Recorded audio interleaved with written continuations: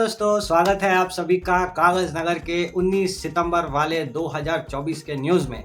जी हाँ दोस्तों, आज दिन है गुरुवार का और मैं आपके सामने आ गया हूँ आपका प्रेजेंटर कौशिक। और आज संवाददाता के रूप में मेरे साथ जुड़ गई हैं मेरी साथी कीर्ति।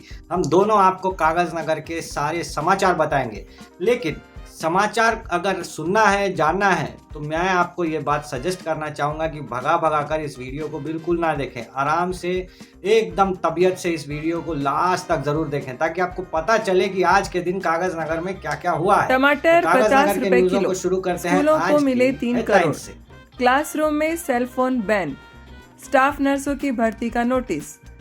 ट्रकों में गाय बैल बरामद। आरएस प्रवीण का प्रेस कॉन्फ्रेंस। कांग्रेस पार्टी में तगड़ी गुटबाजी।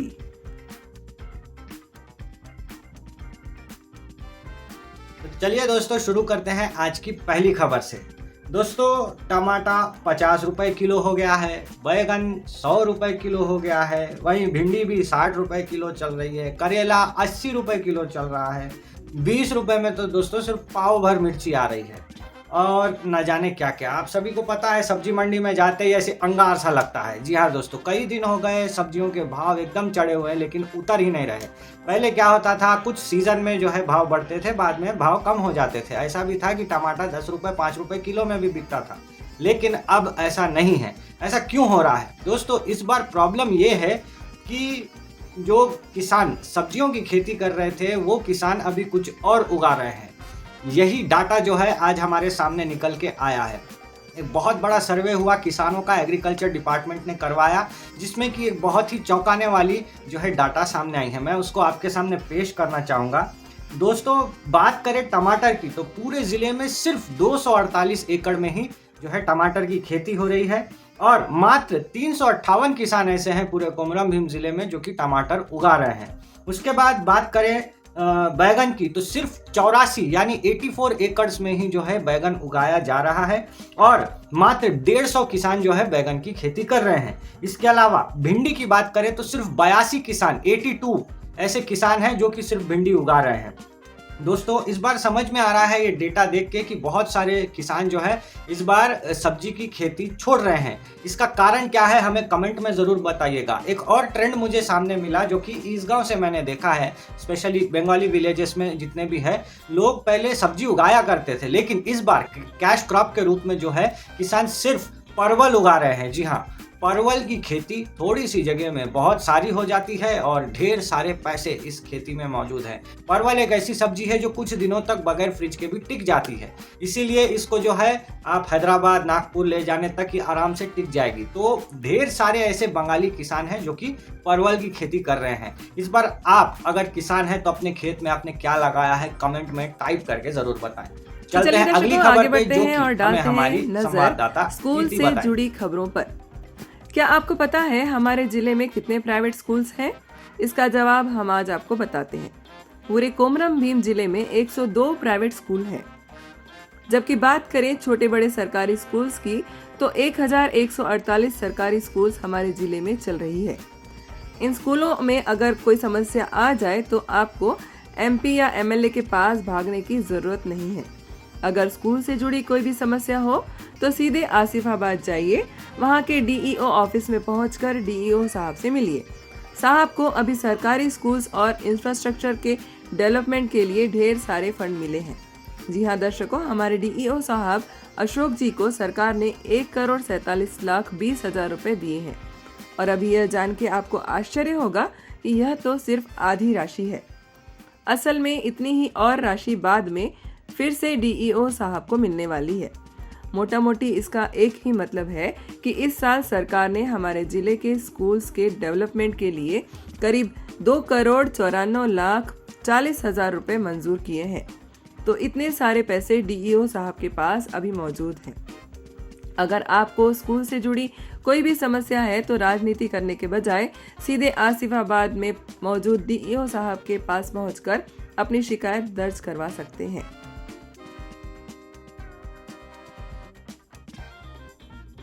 अब चलते हैं स्कूल से ही जुड़ी एक और खबर पे। अगर दोस्तों आपको कोई भी टीचर या विद्यार्थी क्लासरूम में फोन यूज करता हुआ दिख जाए तो आप उसके ऊपर केस कर सकते हैं। जी हाँ, एक ऐसा ही नियम जो है कल तेलंगाना सरकार ने जारी कर दिया है। एजुकेशन बोर्ड ने कहा है कि कई टीचर्स को देखा गया है जो कि क्लासरूम में फोन का इस्तेमाल कर रहे हैं।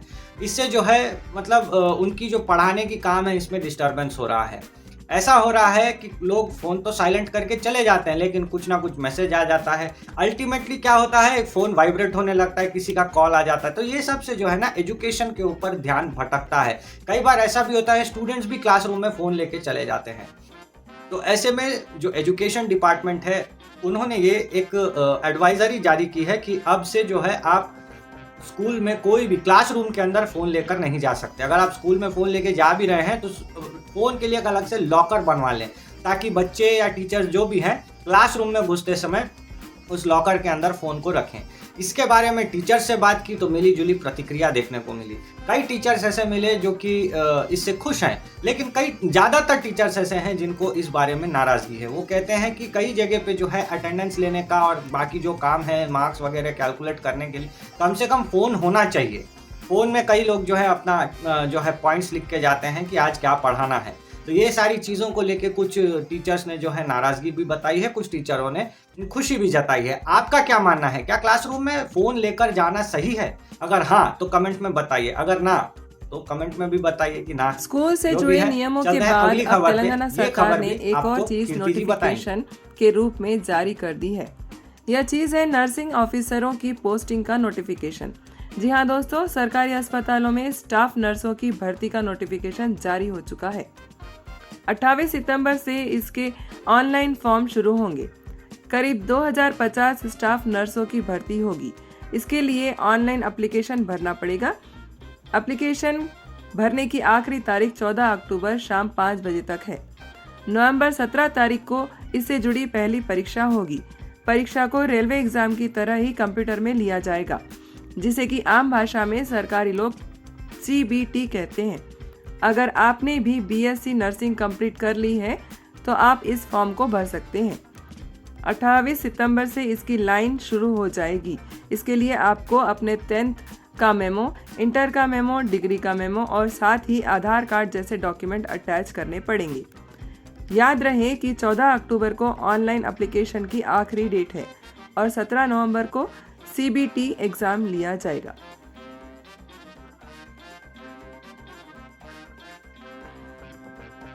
अब आते हैं आज की 5वीं खबर पे।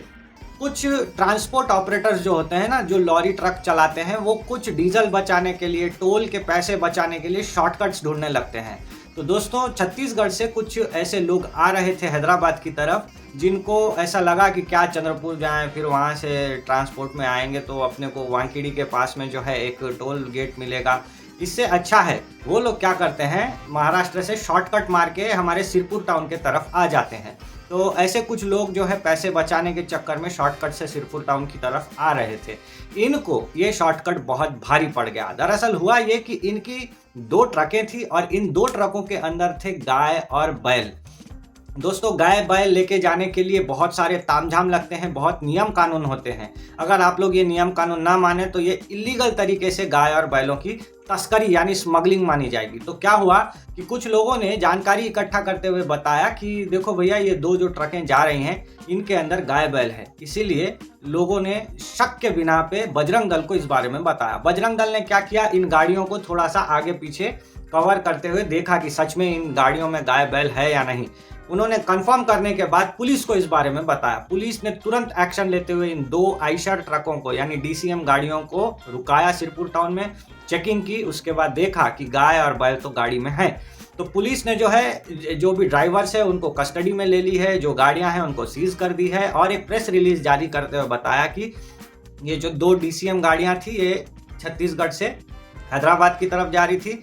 इसमें 34 गाय और 1 बैल था। तो टोटल 35 जानवर जो है गाड़ी में पकड़े गए हैं। गाड़ियों में ठूस के जानवरों को भरा गया है। आप सोच के देखिए, एक गाड़ी के अंदर कम से कम 16-17 गाय कैसे भरे हुए होंगे।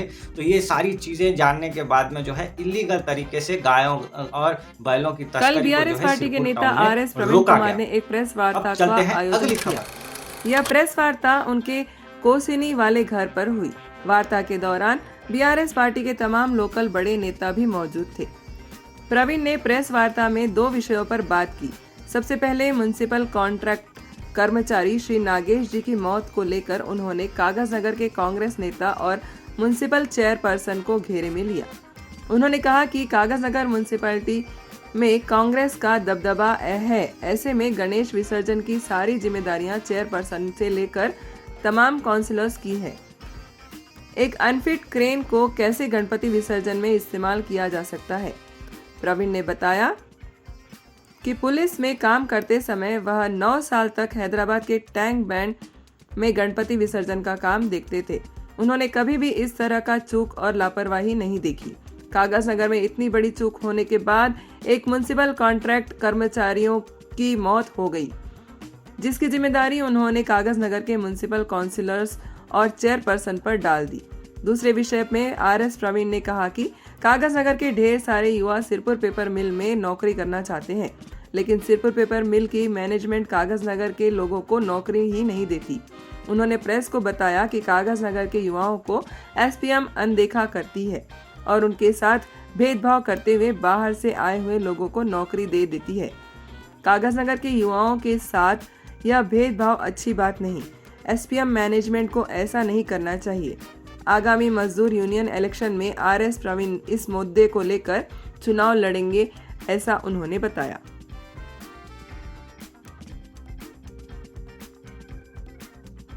BRS पार्टी के बाद अब आते हैं दोस्तों कांग्रेस पार्टी पर। जी हाँ दोस्तों, कल एक बहुत बड़ा क्रैकडाउन देखने को मिला कांग्रेस पार्टी के अंदर। क्रैकडाउन मतलब गुटबाजी। जी हाँ दोस्तों, ये रावी श्रीनिवास कोनप्पा के बीच की गुटबाजी नहीं है, दोनों तो अपने आराम से रह रहे हैं। गुटबाजी हो गई है MLC दांडे विट्ठल के आने के बाद। जी हाँ दोस्तों, दांडे विट्ठल आजकल कागजनगर में ही रह रहे हैं। कहते हैं कि वो कागजनगर उनका प्रॉपर गांव है और यहाँ पर जो है कापूवाड़ा जो इलाका है रेलवे स्टेशन के उस पार, वहाँ पे उनका घर है। उन्होंने घर को ठीक ठाक करा लिया है और आए दिन कांग्रेसी लीडर्स जो हैं वो उनके घर पर जाते आते दिखाई दे रहे हैं। अब रावी श्रीनिवास जो है वो हमारे कागजनगर जो हमारा सिरपुर तालुका है उसके इंचार्ज है और दांडे विट्ठल पूरे आदिलाबाद जिले के MLC हैं। तो हुआ ये है कि दांडे विट्ठल को आदिलाबाद, निर्मल, कोमरम भीम, मंचिरियाल ये चारों जिले देखने हैं, लेकिन वो हमारा अपना जो इंटरेस्ट है ना वो बार बार सिर्फ और सिर्फ सिरपुर तालुके में ही दिखा रहे हैं। और ऐसा कहना है कि कुछ लोगों का कि अगली बार जो है कांग्रेस पार्टी से दांडे विट्ठल खुद खड़े होने वाले हैं, ऐसा वो बता रहे हैं पब्लिक में। तो टिकट तो हर किसी को चाहिए, रावी श्रीनिवास को भी चाहिए, कोनेरू कोनप्पा को भी चाहिए, वहीं दांडे विट्ठल को भी चाहिए। ऐसे में जो है ना ग्रुपिज्म बहुत ज़्यादा बढ़ गया है और इस ग्रुपिज्म के चक्कर में जो है ना बहुत ज़्यादा टकराव हो रहा है उन कार्यकर्ताओं के बीच में जो कि कांग्रेस के हैं लेकिन दांडे विट्ठल के हैं और कांग्रेस के रावी श्रीनिवास के। तो इन दो ग्रुपों में बहुत झड़प हो रही है। आजकल देखने को यह भी मिल रहा है कि दांडे विट्ठल कई जगह फ्लेक्सी लगा रहे हैं, लेकिन उन फ्लेक्सियों में ना रावी श्रीनिवास की फोटो है ना कोनेरू कोनप्पा की फोटो है। ये काफी चौंकाने वाला मामला है दोस्तों। कल रावी श्रीनिवास ने एक प्रेस कॉन्फ्रेंस बुलाई और इस प्रेस कॉन्फ्रेंस में जो है उन्होंने इस बारे में बात की। उन्होंने कहा कि बहुत सारे ऐसे लोग हैं जो कि उनके साथ थे, भ्रष्टाचार किए, बीएसपी में भाग गए। अब वही लोग जो है बीएसपी चूंकि हार गई है और RS प्रवीण उसमें है भी नहीं, BRS चले गए हैं, तो ऐसे जो लोग बीएसपी में थे वो घूम फिर के अभी दांडे विट्ठल के ग्रुप को ज्वाइन कर रहे हैं और पार्टी में दो फाड़ लाने की कोशिश कर रहे हैं। रावी श्रीनिवास ने कहा कि जो काम उनका है, मतलब जो तालुका इंचार्ज का है, वो काम दांडे विट्ठल कर रहे हैं। उन्होंने कहा कि अगर दांडे विट्ठल को सिरपुर में एज एन इंचार्ज काम करना है तो वो MLC का काम छोड़ दें और यहाँ पे सिरपुर इंचार्ज बन जाए। खुशी खुशी वो अपना पोस्ट देने के लिए तैयार भी है।